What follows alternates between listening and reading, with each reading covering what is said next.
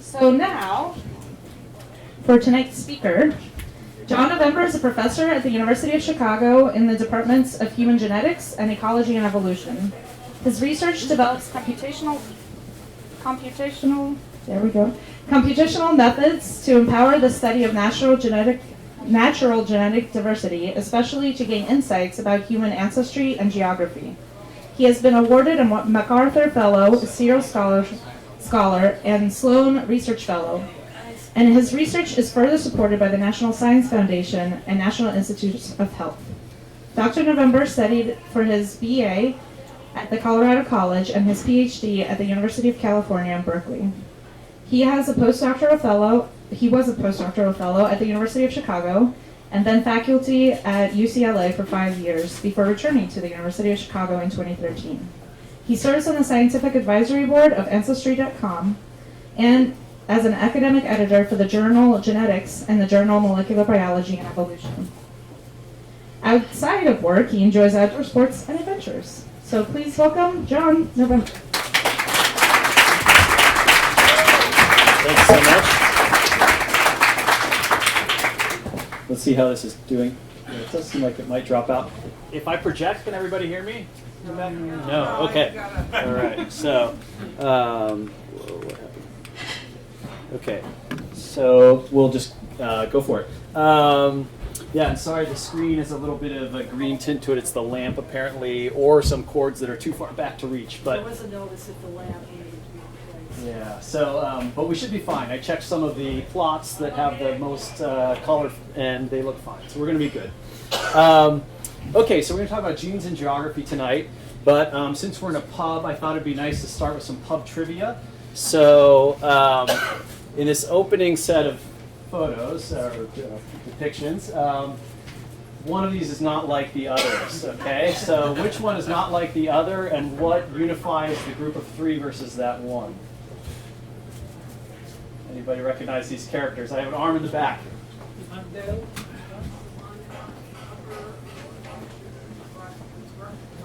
Upper right? That's right. That's right, yeah. So we have in the upper right is Gregor Mendel. He's not the only one with a rake, but yeah, he is unique in being the scientist of the group. The other three are patron saints of beer. Okay? So Arnold of Metz provided beer to a group of weary travelers who it was a miracle that they received beer from this man. This is Arnold of Soissons, the patron saint of hop pickers. St. Augustine, who is listed as a patron saint of beer, but has no actual story about beer. It's apparently just that he partied so hard before converting. Patron saint of beer, okay? But yeah, so it's beer and genetics. That's tonight's theme. So I'm all happy that you came out here tonight. And with that, we should raise our glasses and kick off this night of genetics and beer. Okay, so. Okay, my opening premise here is that genetics matters increasingly in technology and society, and we need to understand and discuss it more. The reasons for that are various, and to give one example, the U.S. government is investing heavily in this with the Precision Medicine Initiative. This is a $200 million initiative, bipartisan, that was passed by Obama in 2015. The idea is to help do the research to improve personalized medicine. The idea that your genome sequence will be part of your medical record and will tailor the dosages of particular drugs that you get, the treatments that you're given. So as Obama put it, you can match a blood transfusion to a blood type. That was an important discovery. What if matching a cancer cure to our genetic code was just as easy, just as standard? Okay? This is already happening, but it's going to be accelerated by this large initiative. And there's a good pot of this money that's actually coming to the Chicago area with new centers getting started at various universities here to help this research take place. If you turn on a TV recently or scroll through a Facebook feed, you can't avoid seeing ads for these genetic ancestry services that provide, you spit in a tube, send it to the company, they send back to you a report about your genetic ancestry, telling you things like your 20% of your ancestry is from the British Isles or from Southern Europe. They also can help find distant relatives. You can find other if a relative of yours is a customer of theirs, then you can make a match in the database just using your genetics. And as was mentioned, I advise for Ancestry DNA and trying to help them communicate about their results. These are having a big impact in society just in their widespread use, just in terms of the uptake. They have complex consequences for individuals, families, whole populations. And so understanding genetics and how it's impacting society there, that's another area.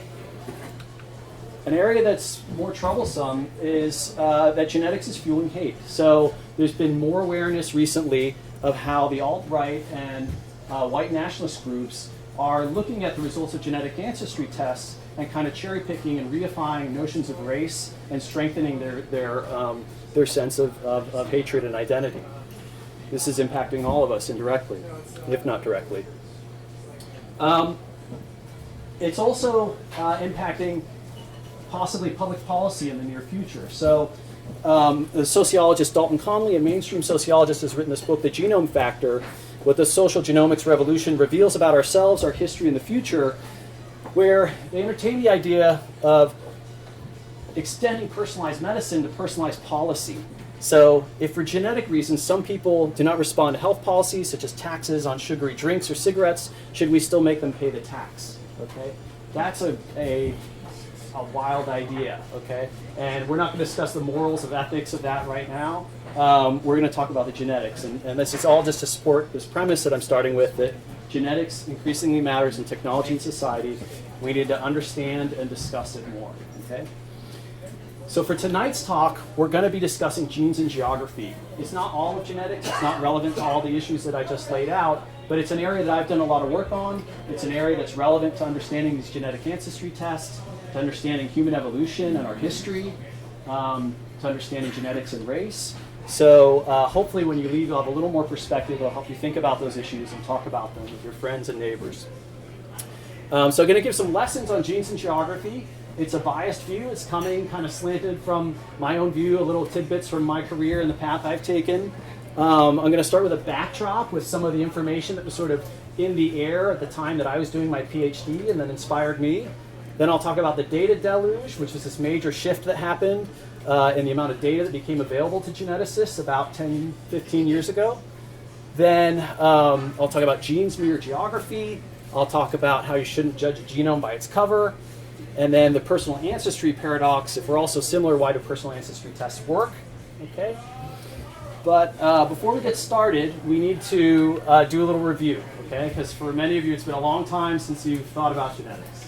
And so as review, remember every cell has inside of it a nucleus, and inside that nucleus there are 22 pairs of chromosomes, or 23 total, 1 pair of sex chromosomes, and then the non-sex chromosomes. And for every chromosome you have 2 copies. One that you received from your mother, one that you received from your father. And if we zoom in on like one location, each of these is a long DNA molecule. If we zoom in and look very carefully, we might see that the piece of DNA that your mother gave you is different from the piece that your father gave you. They might differ by a single base pair. And we call these single nucleotide polymorphisms.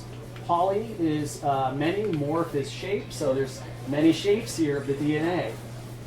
This one has a CG base pair, this one has a TA base pair. For shorthand, we tend to, as geneticists, just talk about one strand of the DNA. So like the red strand here. So we would just say this is a C and a T.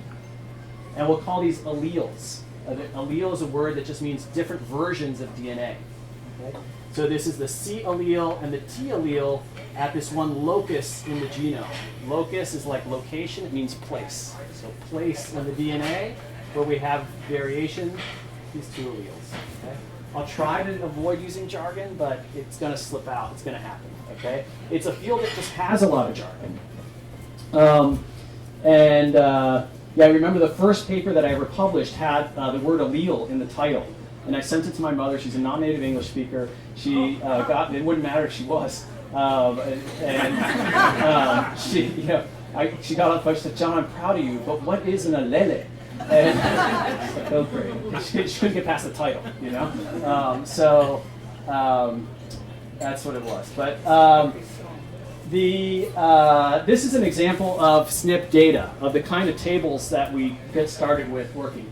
Each row is an individual, and then this is an identifier of the family, an individual ID, some other codes that tell us about information about the individuals. And then these columns here are the genotypes for that individual at each of different locations in the genome. Okay? So this individual's an AA at one location and AA at another. And you can see how the SNPs are different. Like this one, everybody's an AA. This one, there are some GA, say heterozygotes, and then with a bunch of AAs. Okay? Here there's maybe a mix of Gs and As. So it just varies. Each location has different types of variation. Okay. So now I want to get into this first step, this backdrop. And I call this the primate diversity surprise and the serial founder effect. This is some information that was kind of in the air as I was starting my PhD, or actually happening while I was doing my PhD. So this is what I call the primate diversity surprise. This is a paper from Kassimon et al., 2001, Nature Genetics, and they sequenced a section of the X chromosome in a number of different primates, and then reconstructed an evolutionary tree of how those sequences are related to one another. And this is that tree. And importantly, the length of the branches represents how different the sequences are from one another. Okay?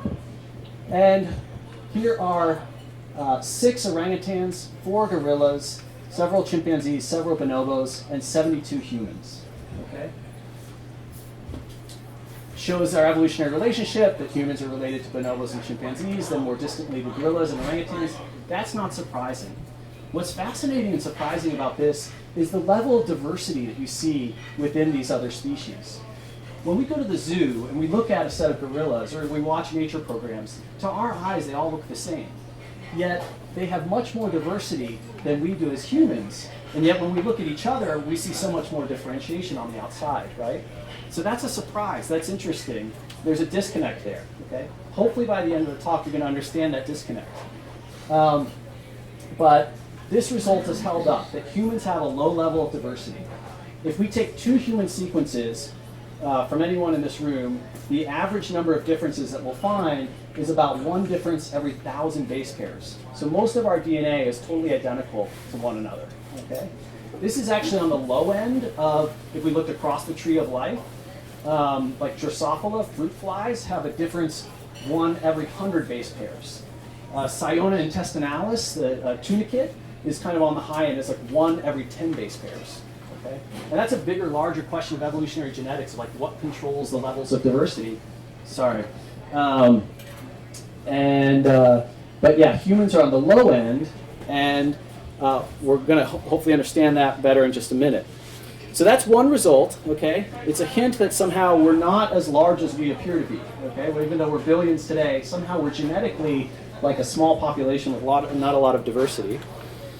Then this is another result that came out while I was doing my PhD. This is 2005. What it shows is genetic diversity on the y-axis versus distance from East Africa, going through waypoints.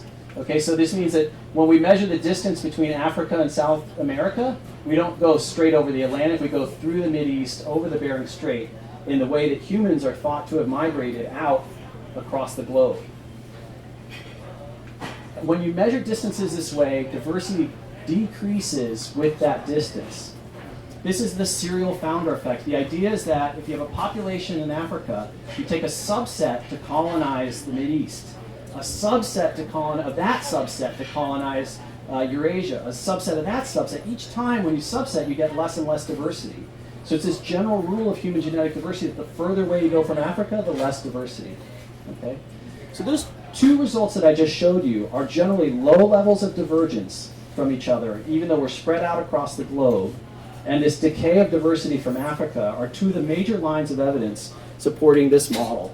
The idea that humans started in Africa in the recent past, 100,000 years ago, and then spread out across the planet. Okay?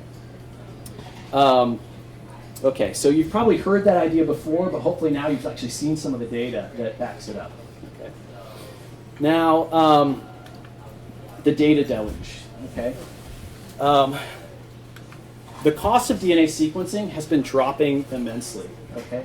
So whereas in 2005 it was around $10 million to sequence a human genome, today it's about $1,000. Okay? This is Moore's law, which describes how quickly CPUs have been increasing in speed, and it's quite remarkable how much CPU power we have. You know, they say like our iPhones have more computing power than got the astronauts to the moon, right?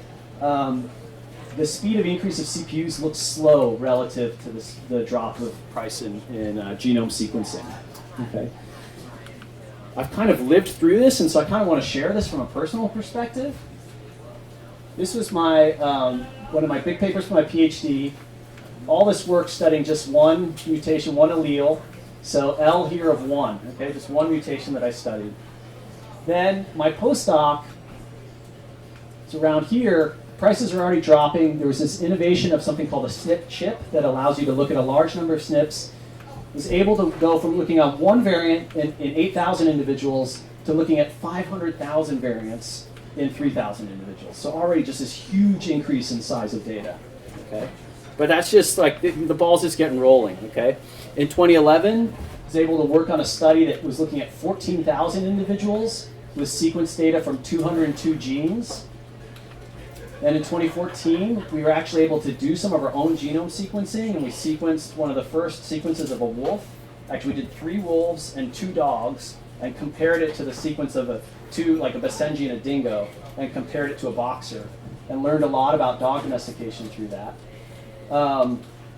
Then in 2015, I was involved in a large project that now is getting whole genome data from 2,000 individuals.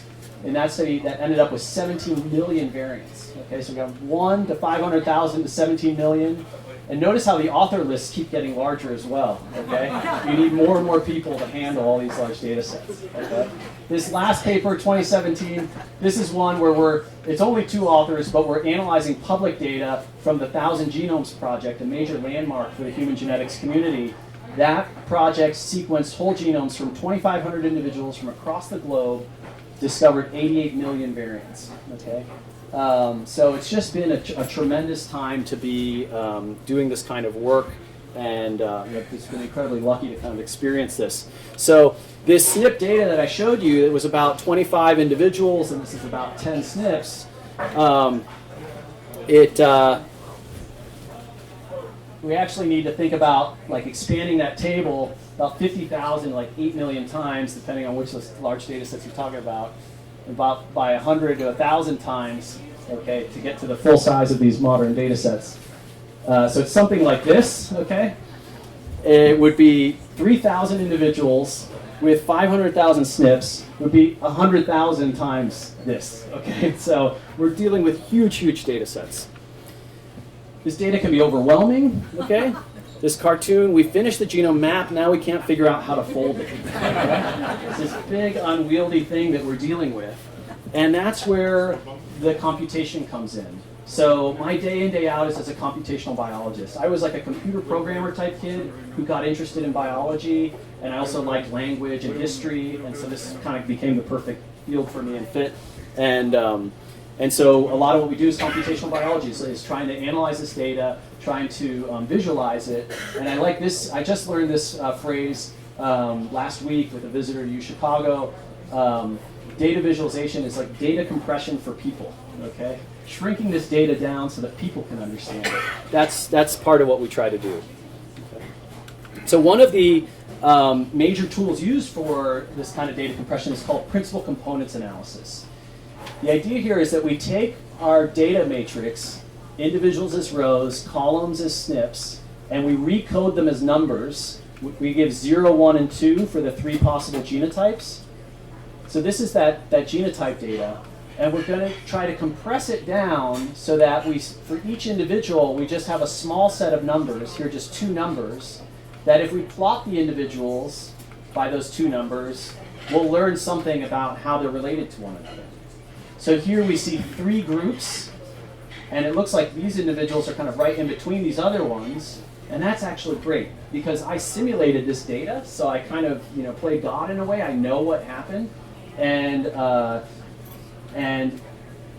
what the PCA plot pulls out is the two populations and the individuals. What I simulated, sorry, was two populations and a set of individuals who have parents from both populations. Okay, they're what are called admixed, and they land right in between those two source populations.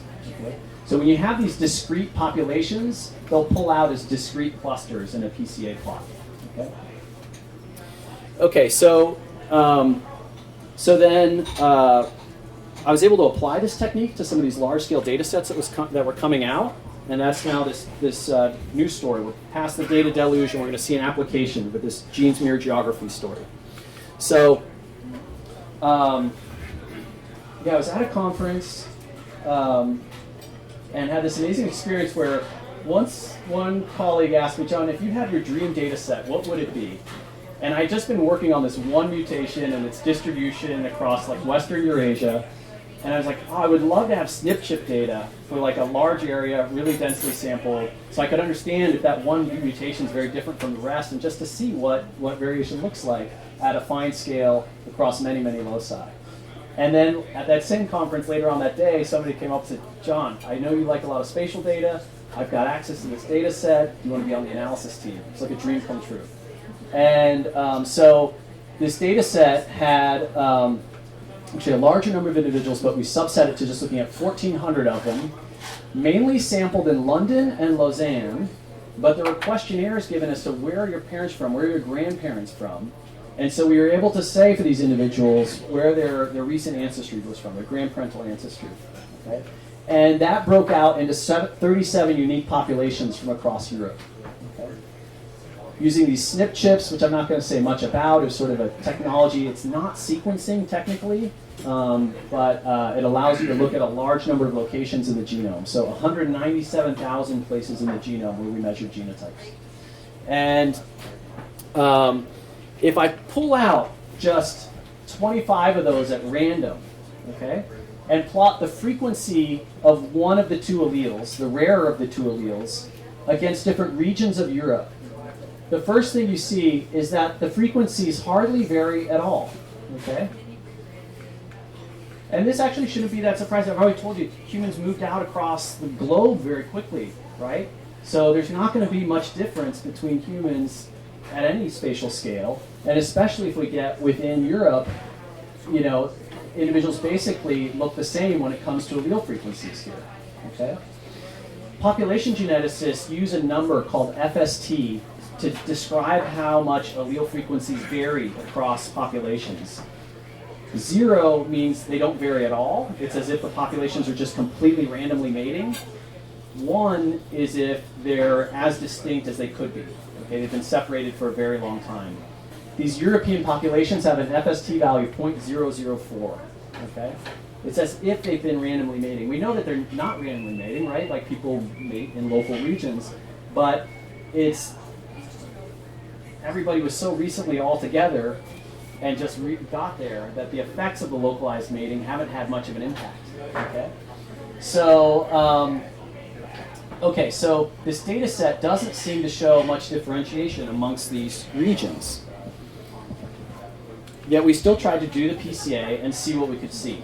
Okay, and so we're going to use the same approach that I just described, and this is what we saw. Okay. So this is PC1 versus PC2, these two numbers that are summarizing the genetic data of all the individuals. And there's this spread here. Each two-letter code is a single individual, and these codes are close to the ISO country codes. To help make the patterns more apparent, I'm going to add in the median position of all individuals who have the same two-letter code. So there's a cluster of FRs here. These are French individuals. This is the median position of all the French individuals. Okay? And if you know your geography of Europe, you're starting to see something. Okay? You're starting to see that a PCA plot of the genetics of Europe, okay, an analysis that has no geography fed into it, basically reproduces the geography of Europe. Okay? So I want to say, if all the world's maps got destroyed and all we had were genotypers, we could still figure out that Switzerland is between Italy and Belgium, you know, so we can reconstruct the basic geography of Europe. Okay, there are some interesting patterns here. Let's see. This SK is Slovakia. Okay, that there was only one Slovakian individual in the data set, so the median position's right there, and it's some kind of outlier. You'll notice if you squint, there are a lot of little outliers. Like here's a Great Britain, or no, that's a Greece and southern Italy. There's a Great Britain down here in southern Italy, even though there's little outliers here and there from, probably interesting stories or where the ancestry was labeled wrong or the what have you. So that may be the case. We've looked at other Slovakian individuals and they pull up and land right where kind of we expect them to. These 5 Italian individuals out in the white space here, we had to say, well, in our original paper, we tried to track down where in Italy they were from. There was no other information. And we had to guess, well, maybe they're Sicilian or Sardinian. We've since gotten data from Sardinians, and Sardinians all land right here. So Sardinia is this really interesting place, and a place that I've done more research in since. But in general, you see this kind of continuity of genetics between all of Europe and this nice geographic relationship. This was totally stunning at the time, because think about the results I was showing you of like the primate tree, that how closely related all humans are, and even that slide I just showed you of how these allele frequencies hardly vary across different regions of Europe. So this approach, PCA, can somehow squeeze out of that data this remarkable geographical signal. Sure. Okay. It's worth saying that these two axes in the data, they're kind of, if you think of this data as like a big cloud, and the PCA is showing you like how that cloud is stretched out, like what are its biggest axes of variation. These are not much of the variation lies along these axes. So this is maybe a more technical point, but the proportion of variation explained along PC1 is 0.3%. The proportion of variation explained on PC2 is 0.15%. So there's still some more than 99% of the variation in the data is in other axes than these ones. Okay, and that's also a way of saying that the geography is not that strong of an effect. It's connected to that FST value being really low. That there's not a lot of differentiation here. Okay, we can zoom in and look within Switzerland, and we had information on French-speaking, German-speaking, Italian-speaking Swiss, and we could even see how those shift out slightly from each other. So remarkable power. This type of result has been replicated in other places, like in Finland, you can see the same relationship between genetics and geography. In Eastern Eurasia, this is a PCA plot laid on top of the geographic map. These are the original samples, and you can see the same kind of a rough geographic concordance. Okay, so I'm going to come back to how that can happen when now we have this conundrum that we're facing. How can you like pull apart these populations when they're so similar to one another? But before I do that, I want to talk about these genomic outliers. Okay. And not to judge a genome by its cover. So I'm fast forwarding now to the last couple years where we have data from whole genomes, and we can look across a genome and ask what parts of a genome are more different than others. Okay? And this is an exercise I actually have my students do. And so this is moving along chromosome 15, plotting values of FST from data that's taken from across the whole globe. Okay? From global data, the FST is about 10%. Okay, another way of saying that is that if you were to assume that the globe was randomly mating, you'd only have a 10% error in predicting several genetic quantities. Okay, so that even at the globe, the values of FST are not very large, considering that they can go all the way up to 1. As you slide along chromosome 15, there's this big spike there of a region that has higher levels of differentiation. If you look under there, and I have my students do this, I say, go look what gene is under there, what's in that region, and they find this gene SLC24A5. And then I say, what does SLC24A5 do? Well, it's one of the genes that's known to be involved in skin pigmentation. Okay? So this is fascinating and also tragic, really. Okay? So the loci that are involved in skin pigmentation, and this is not the only one, on other chromosomes there are other spikes, okay, and also hair color and eye color, they are some of the most differentiated genes in the whole human genome. So we see, like when we look at each other and see what looks like a lot of difference, it's actually like doesn't percolate to the rest of the genome. Like you slide over, to another part of the genome, the level of differentiation across the globe is much lower. So in general, our biochemistry is much more similar than you would guess from looking at like the biochemistry of our skin. Okay, that's because of how natural selection works. That we've moved out across the globe, we've gone into different environments where there's different solar incidence levels, and so to get the full story out, if you don't get enough sun and you're in the north, then you get rickets as a child, and that's harmful. So there's a selective pressure to lighten the skin so that you grow up healthy. And so genes that lighten skin pigmentation are spread in those regions. There's a converse selective pressure for darkening skin once you get rid of hair, which happened in early human evolution in more equatorial regions. So even though we're all, most of our genome is the same because we spread out across the globe so quickly, but then selection's been speeding up the rate of differentiation at places that are impacted by our interaction with the environment, and our skin, our external features, is one of the main places where that takes place. Okay. This is a map of the geographic distribution of SLC24A5. So you can see it's at near fixed frequencies in Europe, spreading into South Asia, nearly absent in East Asia. It's actually seen in low frequency in Africa. So even this, one of the most differentiated genes in the human genome, doesn't have some clean, African versus European split. Okay, so that's what a real outlier looks like. And so it's just crazy that so much has been built on this thing that's like the tail of the distribution. Okay? This is more of that tail. This is from the 1,000 Genome Study, looking at what are some of the most differentiated genes. Up here, SLC24A5. Here's SLC45A2, another skin pigmentation gene. FAS1 and FAS2, these are dietary genes. So as we've moved out across the globe, we've also taken up different diets. And so genes involved in metabolism have changed quickly. Lactase and lactose tolerance is something that some areas, there's been dairy culture, and there's been fast evolution to be able to digest milk as adults. Okay. But these are kind of the outliers of a general background of similarity. Okay. The immune system is another area. A lot of these are T-cell receptors, or these IGs are involved in immunoglobulins. They're immune system genes because in different parts of the globe there have been different pathogens. Okay, great. Then as the last part of the science that I want to talk about is this personal ancestry paradox. So if we're all so similar, why do personal ancestry tests work? Okay, because I've been emphasizing this, slamming this home. Okay, both of these are true.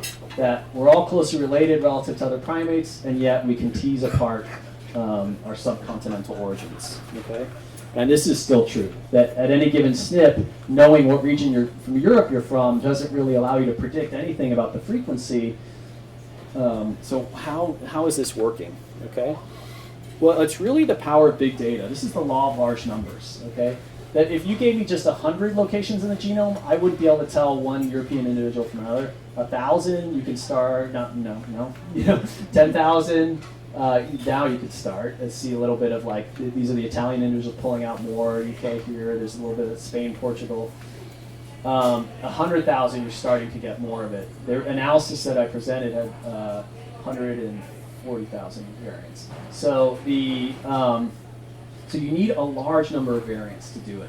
Okay, and it's hard to communicate the law of large numbers and how it works. I've struggled for metaphors. It's kind of like if you flip a coin, a few times, it's not going to land heads, 50% of the time because it's just small numbers. You're going to get a lot of error.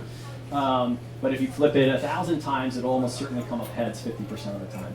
A casino, when you think about that, somebody running a casino knows that they will have a positive cash flow because they get to play 100,000 versions of the games that are all slightly tilted in their favor, right?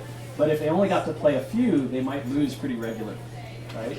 And that's kind of what's going on here, is that in some sense, like the genetic ancestry companies can look at hundreds of thousands of SNPs that allows them to kind of tease apart these very subtle signals. Going back here, you know, this is like somewhere where this upticks, you know, if an individual carries this allele that's upticking here, it's a hint that maybe they come from Western Europe or Southwestern Europe. It's a very, very subtle hint. It's not very good. But if you accumulate hundreds of thousands of those hints, you start to have a clue. Okay? So that's how we have this like mixture of very low levels of differentiation in some absolute sense, and the power to tease apart ancestry. Okay? So you should take ancestry results with a grain of salt. Okay? Many services, most of them rely on the notion of some ancestral population, that you're 20% of this population, which is a tricky concept because if we go back far enough in time, then we all come from some population in Africa. If we go too recent, like for me, then I would say that my paternal side is from New York City. But these services are somehow doing something in between that, right? Somewhere between like where I was born or my parents were born and all of us being in Africa. And that's not clear. And there's actually not a good scientific way to say like where your ancestors were 100 years ago, 1,000 years ago. We still don't have that ability to do that. There's also biases that come in from the construction of the databases that are being used as references. So all of that means to take it with a grain of salt. Okay, don't overreact if it. For me, like I know on my paternal side there's like Italian ancestry, yet it shows like Persian, Greek, etc. Because in some sense the people of southern Italy were also in Greek and Persia on some deeper time scale. It's probably how it's getting confused. It's not doing like just 4 generations back where I have the genealogical record. It's somehow averaging deeper in time. How much deeper? Not too sure. Okay, so we've written about this. The American Society for Human Genetics has put out a paper about some of the challenges that I recommend to you. This is another challenge. As you look at a pedigree, you have to keep in mind that, like, say this purple ancestor here, as chromosomes are being passed down and they're recombined and then passed down to maybe you here, there's a chance that actually this ancestor doesn't leave any DNA in you today. So you could say, oh, this is my percentage of my ancestry from these different, original areas of orange, purple, green, red, blue, but actually it's just the amount that got to you, not the proportion of your actual ancestors. Does that make sense? Okay, so finish up the science. I want to have a little more. Yeah, it's a big shift. Maybe some of you are like, thank God, no more genetics. Okay, this is a picture of the universe, and you are here in the local supercluster. You've probably seen this. Inside the local group, there's the Milky Way. Inside the Milky Way is the solar system. We're Earth, and here we are on Earth. Okay, kind of made a version of this myself. So here's the tree of life, where we sit. We zoom in. We are a set of closely related primate relatives. We've spread out across the globe very rapidly. If we zoom in on any part of that globe, we can tease apart fine-scale geographic structure of how we've been mating with our geographical neighbors. Zoom in even finer scale, and we can see some of the structure that makes up our ancestors and our mosaic genomes today. Okay. So before I fully finish, and I kind of want to say that we need you, okay? And we need this kinds of discussions that are taking place here today, and information spreading that's happening because of things like this. So that lactase persistence story about the ability to digest milk as adults, it's empowered hatred. So this is Shia LaBeouf put up this anti-Trump art installation with these web cameras in a plaza, and these guys showed up, poured milk all over themselves. Okay, this is from 4chan, a map of. This is what's so crazy. It's like the evidence is right under their eyes. Okay, so the frequency of lactase is shown in this map. It's in high frequency in Northern Europe, West Africa, the Mideast, in India. They use it as this, look, we're like proud white people with our lactase. We can digest milk, you can't. You can read here, there's all, I mean, actually, I apologize, like hate speech here. if you can't drink milk, you have to go back, etc. And so, this makes no sense, and it is this difficult thing. It's like engaging creationists. Should we bother? Are these guys so crazy that it's not worth it? But the evidence right underneath them that this isn't something that's private to Europe. It's actually spread. It's really hard to make a case for clean-cut race, and it just doesn't really work. And yet they latch on to things and try, and we're inadvertently fueling it. And that's all. I teach this example in intro bio classes. How do I know one of my students didn't mishear it and run with this? So. There's more understanding and attention to this issue now that these forces are not at the very fringe of our society, but actually are a voice in our democracy, apparently. So this is a great team of sociologists that actually has done a study of how white nationalists digest their genetic ancestry results online, and it's actually fascinating. For a large number of them, it's very challenging because they see that they're not 100% of the white that they think they are, because human populations have had a lot of mixing. So this area of conversation needs to come out more. Talk to your relatives who are doing genetic ancestry testing. Make sure that they're not going down dark roads with it, and keep the big picture that hopefully you've seen here. We need to be having discussions about how, as a society, we can appreciate genetic diversity while still upholding values of equality that are democratic, ethical values. We need to have more conversation about communicating about human genetic diversity in ways that don't encourage misconceptions, right? One key protective piece of law that I'd like you to know about is GINA. It's the Genetic Information Non-Discrimination Act. So it's a bipartisan law that was passed by Bush in 2008, and it prevents employers and insurers from discriminating on the basis of genetic information. Okay? Ted Kennedy called it the first major new civil rights law bill of the new century. Okay? As Chicagoans, there are a couple steps that I can encourage. If you haven't been yet at the Chicago History Museum, they have a traveling exhibit on race. A section of it is on the biological aspects of race and has some of the aspects that I talked about today, but more. And it also has more about the social construction of race, the history of race. That's fascinating and important. So if you can support that exhibit, encourage your family and friends to go. The Field Museum has a really amazing exhibit on the history of scientific racism and even the museum's role in it. And it's through the lens of sculpture, so it's really fascinating. Malvina Hoffman was a student of Rodin who was commissioned in one of the largest sculpture commissions at the time to do 104 bronze sculptures representing human diversity. And these sculptures were, have a sort of the typical Japanese person, the typical Indian person. They fall into a form of scientific racism, and the display materials also reinforce an idea of three major races. And so this exhibit looks at that history, looks at how conceptions about race have changed in science through time. It's really fascinating, and it also brings about a more celebratory spirit of our human diversity. Puts these statues in a new light, which is really something to see. And there's a fascinating book about the exhibit as well, Malvina Hoffman, that has a larger history of anthropology and art and sculpture and the relationship to race. It's really wonderful. I encourage you to advocate for GINA. So this bill is not completely, it's passed, but it's not that it's escaping threat. So in the ACA repeal, there were provisions to allow a loophole where employees could learn about genetic information through employee wellness programs. So while it exists, I think we need to keep vigilant that this is a principle that we as a society care about. It's genetic non-discrimination. Okay, and then keep doing just this, okay? That what we're doing right here, coming together to learn about science, to learn about genetics and share about it with others is a wonderful thing.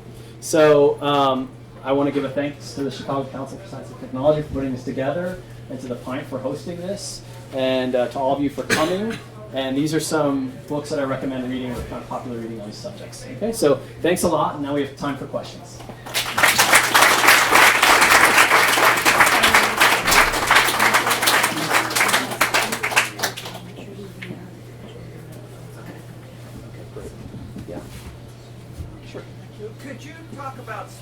why it's purple?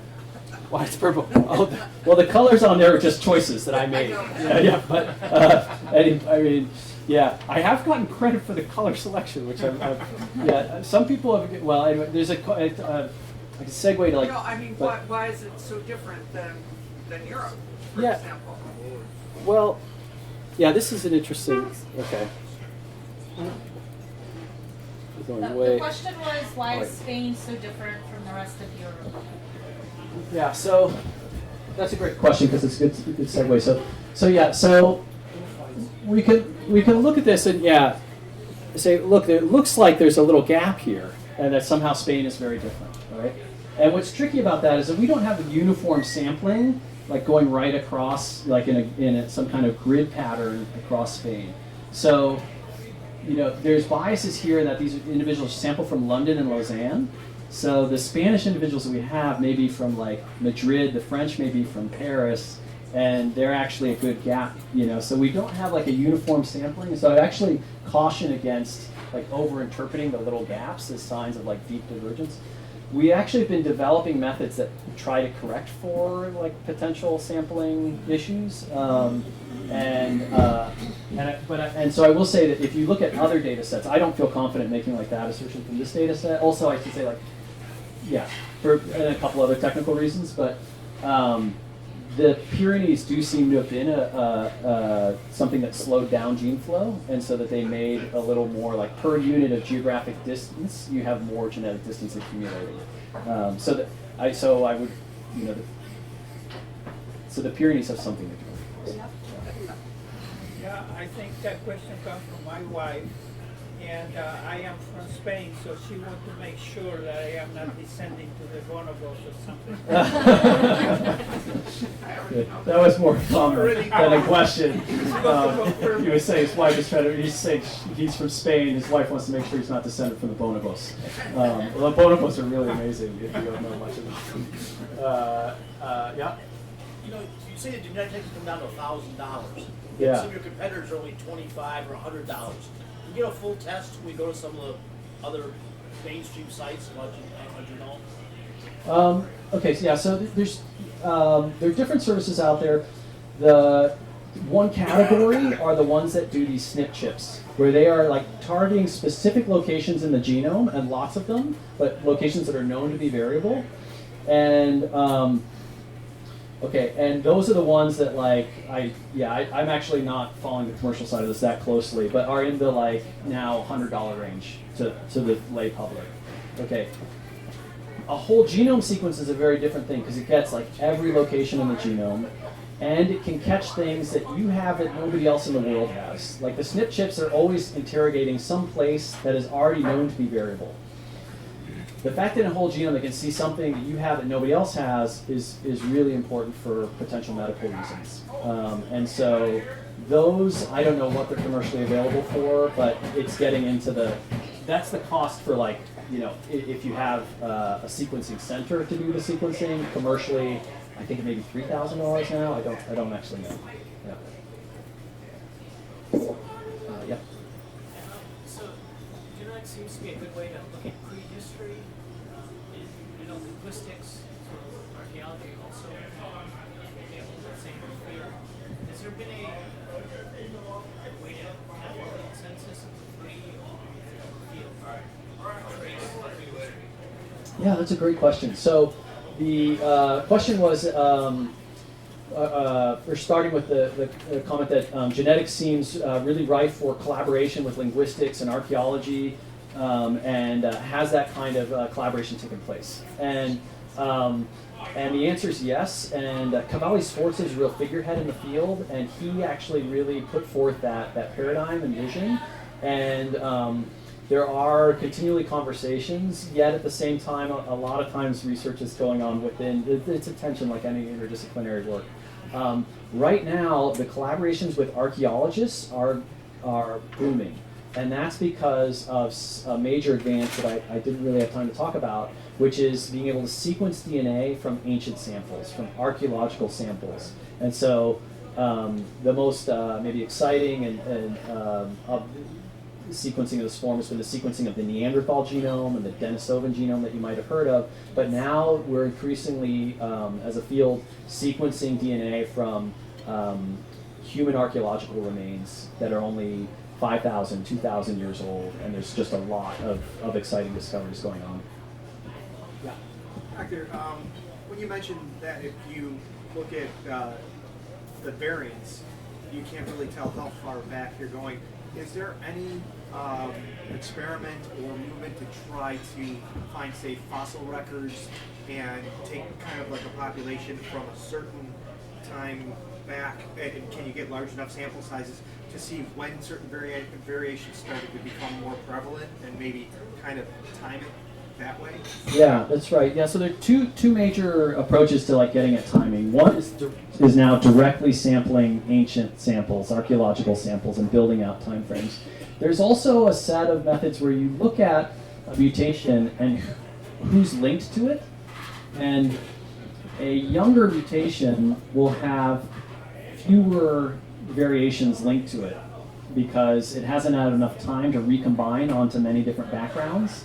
And so you can learn something about the ages from those patterns. They're called patterns of linkage disequilibrium or haplotype-based analyses. And so we can do stuff from modern data using these haplotype patterns, but not at a resolution where I feel you can see none of the companies are trying to do it, like that where you can say, okay, your ancestors were here at this time point. It's more about like the history of particular variants. Yeah. Okay, in the way back, yeah.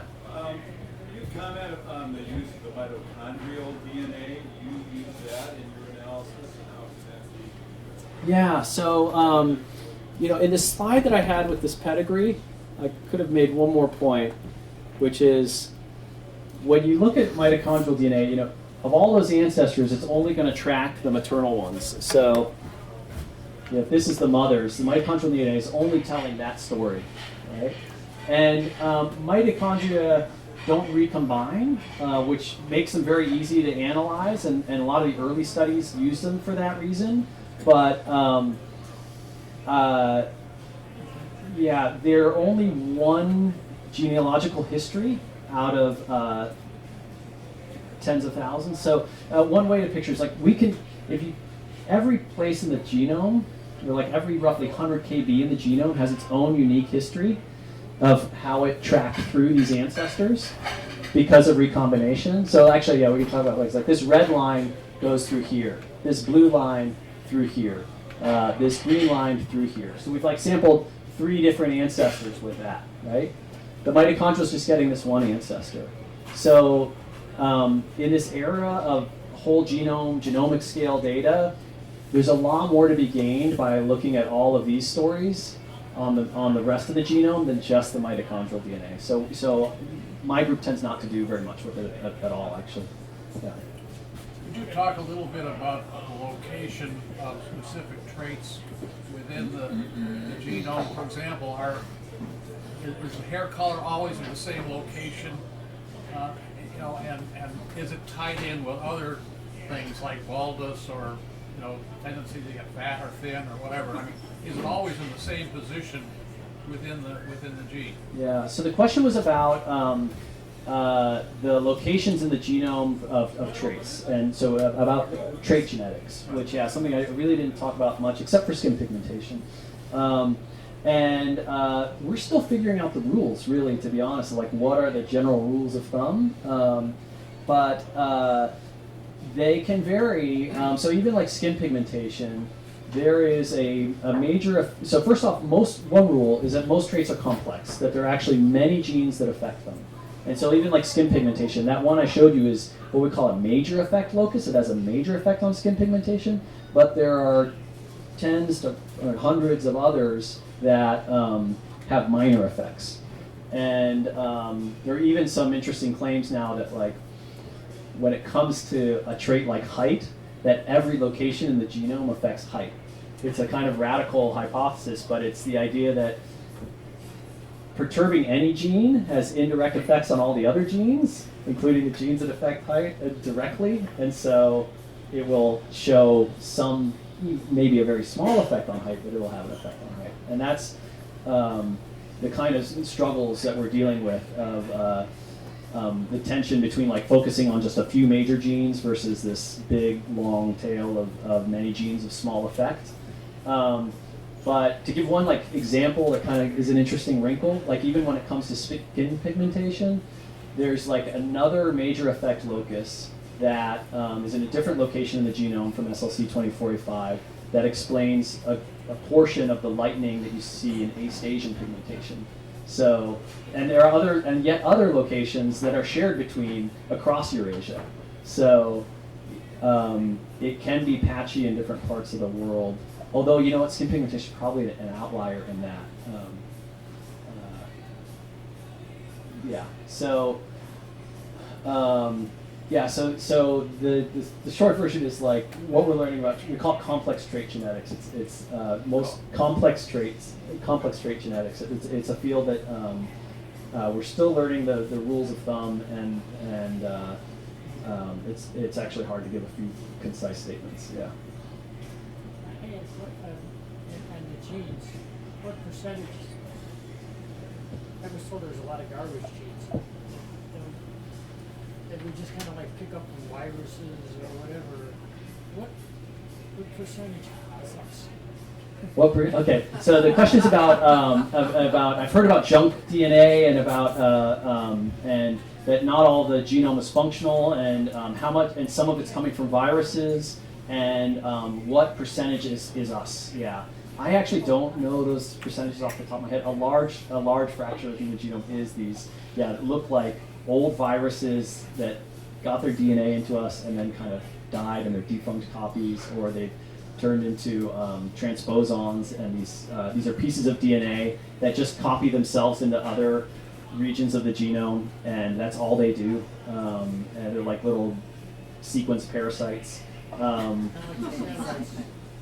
What's that? It's kind of like the satellites we send in space, just space junk. Yeah, I'm saying it's like the satellites, like the space junk. And in fact, there's actually, the word satellite is used to describe some of these because of, it's for very different reasons, but there's a kind of microsatellites is a word used. That's for repeat pieces of DNA. But anyway, yeah, a little convergence of word usage. Yeah. In the middle there, yeah. So, given what you said, that they're complex traits, and that we look at scientific wellness as something that's big data, doesn't it concern you that these companies like Aravel and some of the pharmaceutical companies are getting this data and are looking at, say, for example, patients with these traits when we know that they're multifactorial?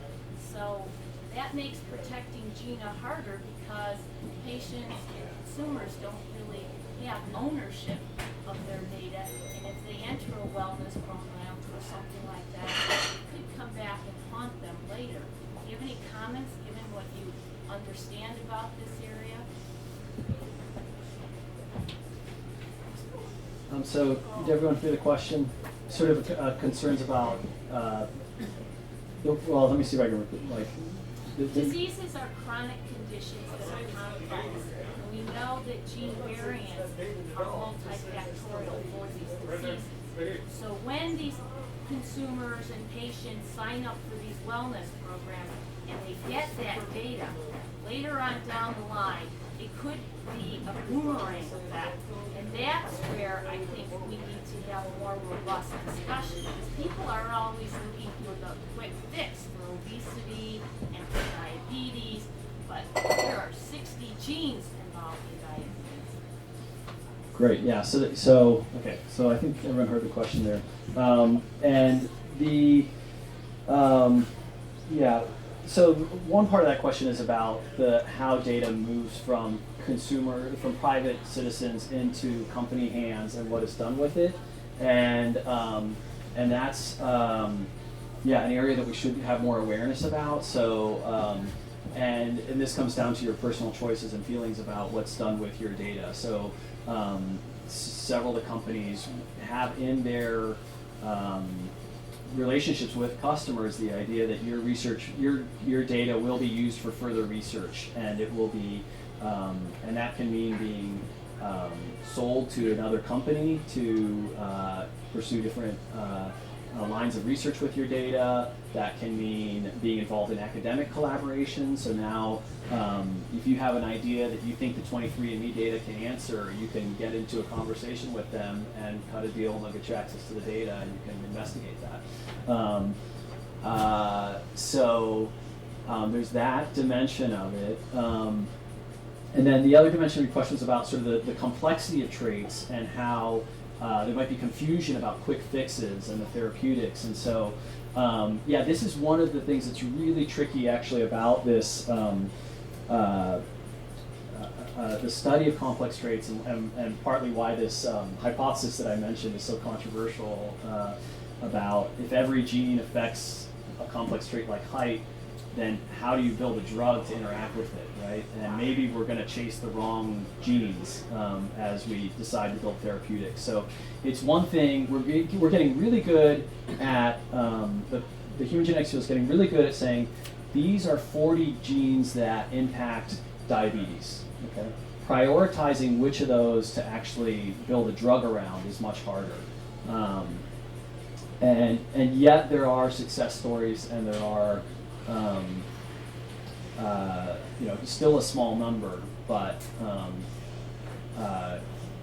growing success stories. One of my favorites, I think because this is an interesting point. One of my favorite ones, and actually the success stories tend to revolve. This may be an interesting point. The success stories tend to revolve around simpler traits.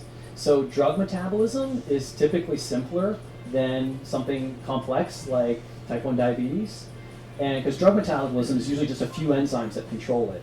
And so when somebody has an issue metabolizing a drug, it's typically because there's one upstream enzyme that doesn't work well. And so you can find that and react to it. So abacavir is an HIV resistant, or HIV antiretroviral drug that is cheap, relatively cheap, and but has really bad side effects. And doctors were stopping prescribing it because of these really bad side effects. Using the tools of human genetics, able to map where the location in the genome is that predicts whether you're going to have the bad side effects. And now doctors can run a test, find out, oh, you're not going to get the side effects, we're going to put you on this drug, it's cheaper, it works better. If you're going to have the side effects, we got to move you to this other drug, it's more expensive. So it's, that's a success story. But yeah, it is for a simpler trait. So I think you're right. The complex traits make things complex, hard. Yeah, way back. I'm interested in some legal aspects of DNA. You hear all these stories about somebody whose conviction was reversed because their DNA was immunized. How does that work? Yeah. So DNA is used in forensics. It's a very different kind of science than the kind of stuff I'm showing here. It's about just matching alleles from a crime scene. The science isn't that exciting, really. It's just about like finding matches. One comment I can make that's remarkable is that the legal system is stuck using these 16 microsatellites. That's the satellite word coming up. This is a type of genetic technology that like we had access to as a field like in probably the late 80s, early 90s. And it's just so far behind what we can do with whole genome sequencing. But there's a lot of concern that moving the bar forward to say, oh, we have something better than that would open up all these old cases. And so there's just a lot of inertia in the system, and it's actually a place where society is not taking advantage of the full depth of the technology. Like the modern technologies would be much more conclusive than these 16 microsatellites that are used. The CODIS set, it's called. Yeah. If you were to do a complete genetic analysis of twins, one male, one female, what percentage of the differences could be attributed to just genetic randomness of which they got which parent, and which could be attributed solely to sex? Yeah, so, I mean, that's not a well-posed question because you have to talk about specific traits. The question is about twins, and so, like, how much of a twin, like, which is male and female, how much would male and female twins how much would be explained by sex versus genetics, and it's really depends on what you're talking about, whether it's, so it's just not a, you gotta do, the question's gotta be more specific, and then I'm not gonna know the specific answer. So I can't help you there. Take a literature review. If it's a male and female, which is just like brothers and sisters. Okay, you're welcome. So, my dad wanted me to do ancestry.com, and I did it because he gave it to me as a Christmas present. I don't have the results back yet. But I work in the banking industry, and we have very stringent rules about how data can be associated to what's called PII, personally identifiable information. And in banking, if you maintain firewalls and everything, it should not be possible to link somebody's financial data to who they are as an individual. But I heard you say that if you want to conduct a study, that you can go to 23andMe and say, this is what I want to do, will you give me your data? Is there a restriction against having PII linked to the genetic data? Is there a way to correlate what they're seeing? And I think this goes to the other lady's question about, can insurance companies use this information that we're putting out there with 23andMe and Ancestry to later blacklist you for certain things? Or pharmaceutical companies to try to target a drug? And there's a positive and a negative, but there are restrictions against linking PII to this information that we are sending in, or no? Yeah, so, okay, so the question about genetic privacy and about linking PII as personally identifiable information with genetic data. So the standard, and I don't know exactly what any given company is doing, but the standard is to only traffic in like anonymized data, okay? But what's tricky, and this is like dark news, but there are several groups that said, well, you can break these things. So, and you can argue about like how strong can you kind of hack these things. So like one group showed, well, I can use the SNPs on the Y chromosome to link you to public Y chromosome databases where people have like submitted here, oh, I'm an O'Donoghue and I have this Y chromosome. And you can actually like learn somebody's last name.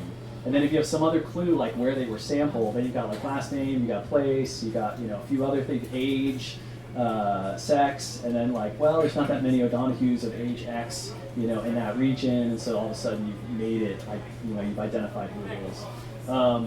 There are other types of privacy violations that can happen where, so say,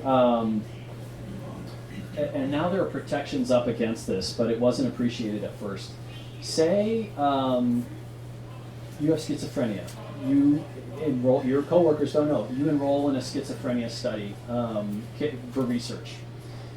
The group that does the research doesn't doesn't anonymize you and publishes aggregate data to say that what the frequencies of particular genes are in alleles are in the schizophrenia cases that they worked with.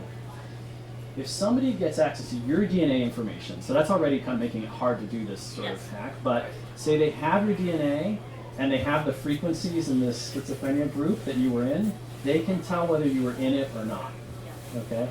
And so through that roundabout way, somebody could learn that you have schizophrenia, okay?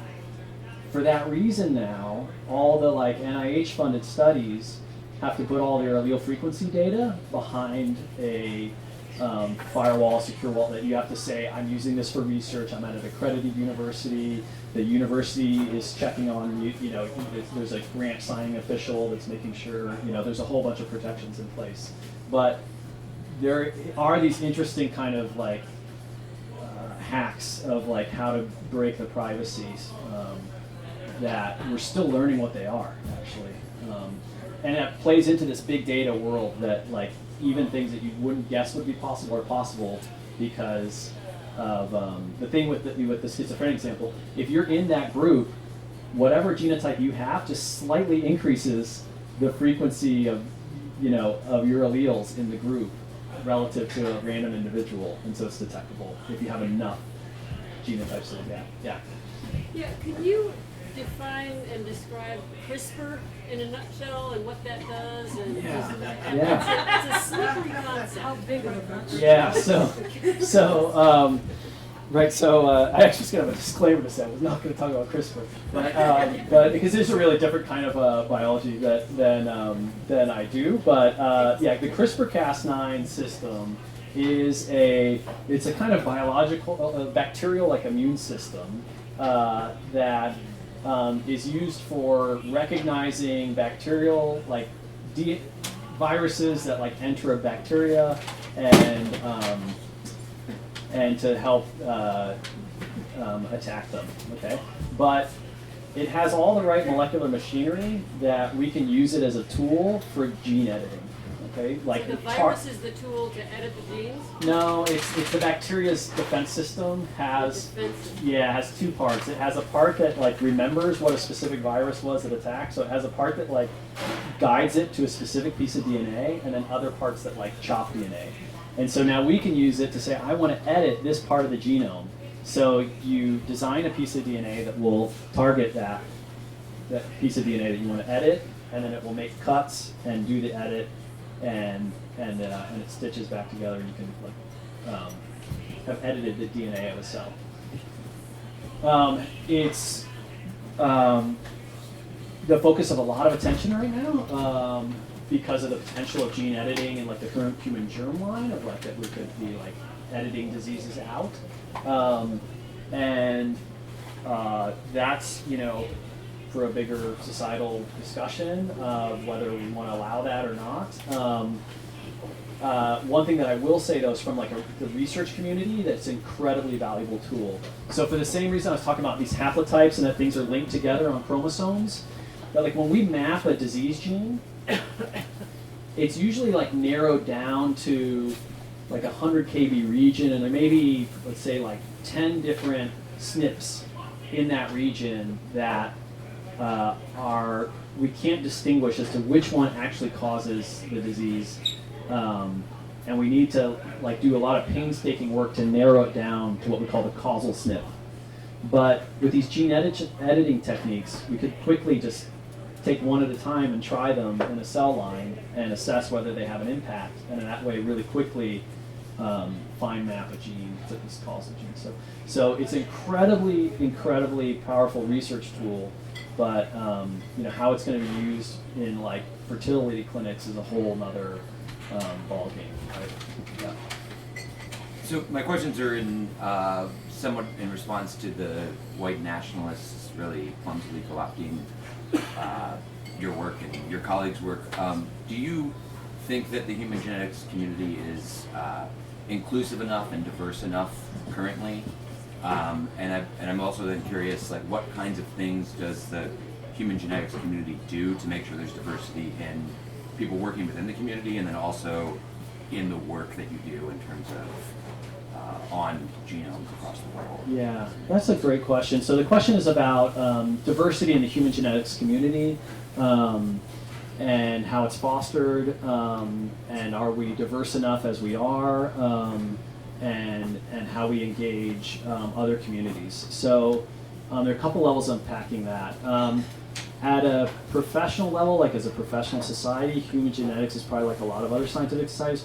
We're diverse internationally, like there are people from all over the world involved in human genetics, but in terms of like U.S. Representation of underrepresented minorities, they're still underrepresented in human genetics, and that's an issue both for ethnic diversity and gender as well. So in terms of engaging other communities, it's important to bring up the ethics of research and also doing human populations research. So,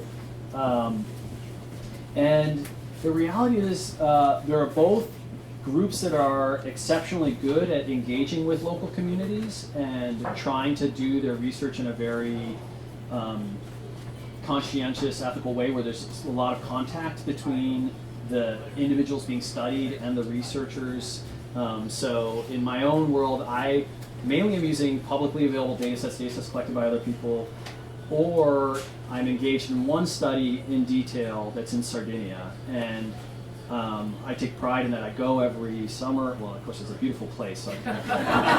But it's for me. But that we run a workshop there every summer, and we're engaged with Sardinian scientists who are actually involved in collecting the data, generating the sequencing, analyzing the data. There's a lot of advising that goes on. I've sent students there. Students have gone to the labs of other colleagues, and they come visit. So there's a real relationship that's also helping engage and bring sharing of expertise.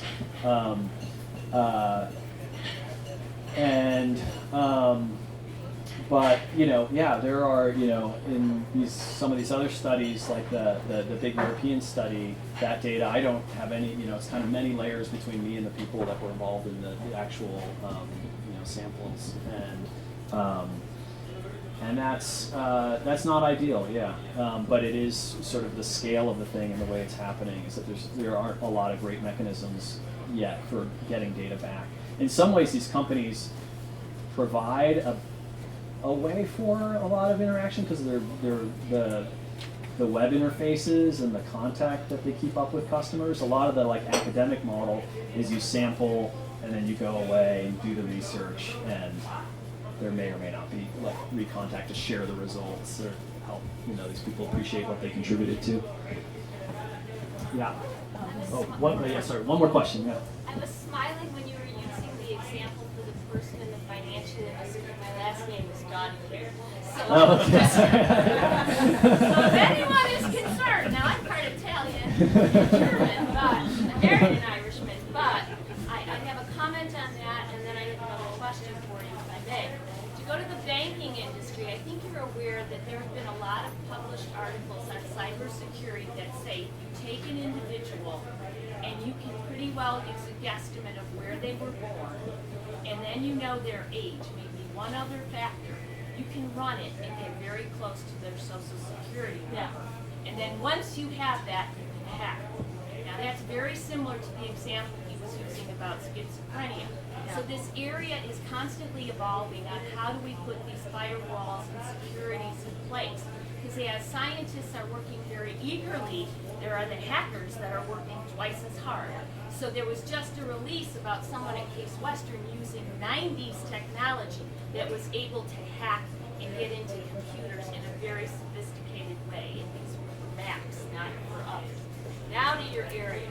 Is there ever going to be genes and geography, a template similar to the Cancer Atlas, where you put up your ancestral information, knowing the proclivity of certain genetic diseases in populations that are based on ethnicity, or hotspots, say for example, for breast cancer and other tumors, and then in parallel, we have your big sequence data. So then you're getting more of what I think the gentleman's question was asking, what's genetics, what's biology, what's exposure data? Do you think that's where your field is going to have a powerful role in looking at epigenetics, or is that just too pie in the sky? Yeah, so, so the question is, will there be a sort of central place where people can load their data and with their ancestry and learn about their disease kind of proclivities? It's still kind of to be determined, but my guess is with the Precision Medicine Initiative, this kind of, that it's going to happen more professionally through the medical institutions, that they're going to get on board and be able to do this level of interpretation. So it will, your DNA sequence will be part of your medical record, and there'll be some kind of new branch and a lot of new teaching of doctors for how to use that information intelligently. I don't, how much of it happens like consumer facing is to be determined. Yeah. One of the things that always happens in these discussions at the National Academy, we don't have enough people trained to get that data taken care of. And what's happening what has happened is it's the democratization of information. Consumers are just rushing and bootstrapping it themselves. So there's a disequilibrium, and while you're saying what's, you know, Pollyanna and everybody should believe it, that ain't happening with the ground. The map ain't matching the ground, and when there's a disparity between the map and the ground, and you're the geography genes guy, it's really going to blow up, I think. Yeah, so it's a great comment. There's this sort of tension with things moving really fast in terms of consumer driven, and that's what 23andMe got itself in trouble of, like responding to consumers, giving these health reports before anybody felt like it could be done, and doing it kind of sloppily, and then having to pull back, having to get all this FAA approval. Now they do a much more limited version of their original goal. And yeah, we're in a society where like the technologies and digitization and has really made things more consumer driven. And how we handle that going forward is fascinating. So it seems like we should close this. That was the last question. So thanks everybody. Please have a beer. Thanks for coming. And I'm happy to take those questions. Thanks again.